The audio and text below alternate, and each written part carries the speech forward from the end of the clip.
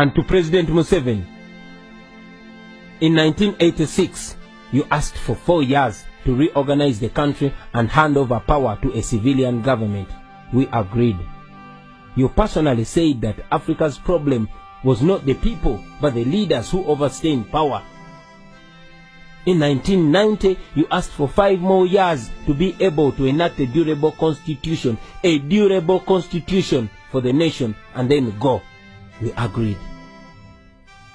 In 1995, you asked for a new mandate under the constitution. You asked for 5 more years. We agreed. In 2001, you requested the nation to renew your mandate for the last constitutional term. We agreed. In 2005, you moved to remove presidential term limits. You told us that you wanted only 5 years to be able to consolidate your achievements. We agreed.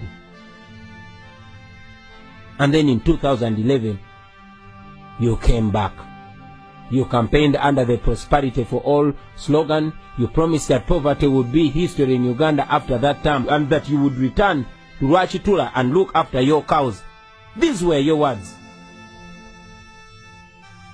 2016 came, and again you came back, asking for the very, very last term.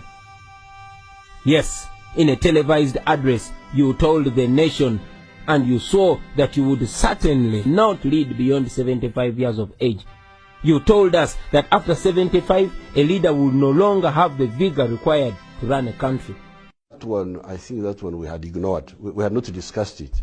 It can be discussed, but since we had not, but I think after 75, the vigor, I think there's some scientific idea there that maybe the vigor is not as much after 75 years.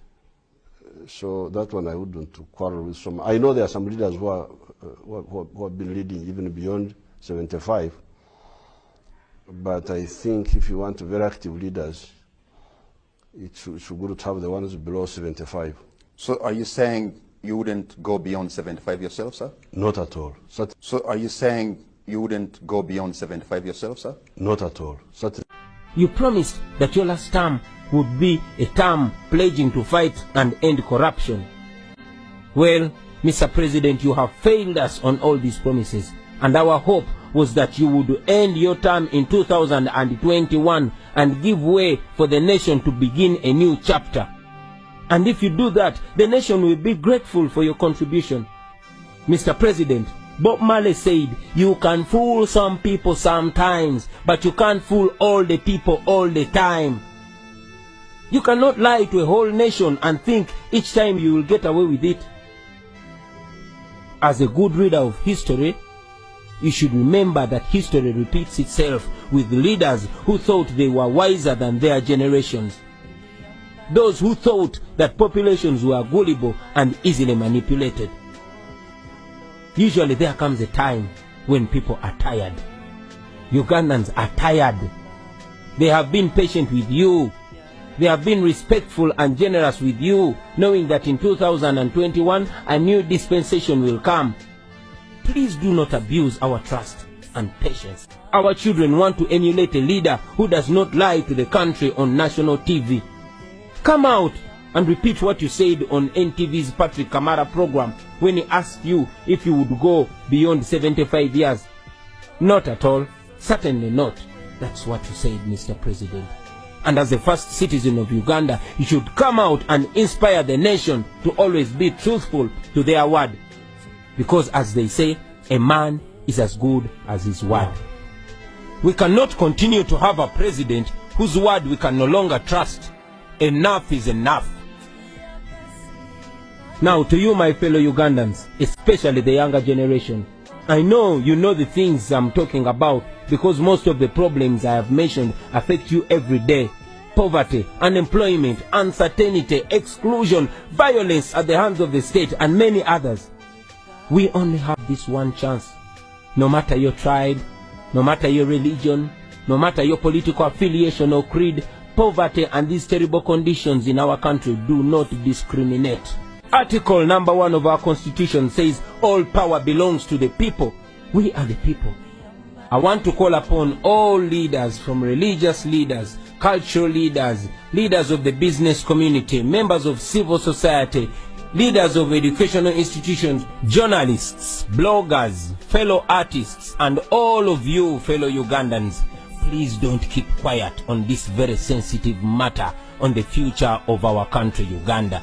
As it has been said before, and now seems real in our times, that the world is suffering not because of the words of the evil people, but because of the silence of the good people. Speak up, or else your children in future will ask you what you did when the nation came to this point. Begin today and exercise your God-given right. Call your member of parliament, or better still, pay them a visit and demand for accountability. Stand up and speak up. Rise up before it's too late, my brothers and sisters.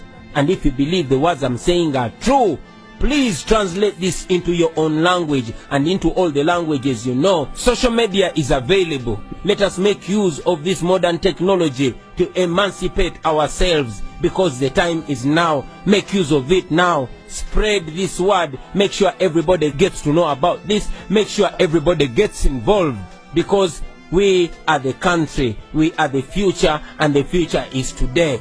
Thank you very much for God and my country.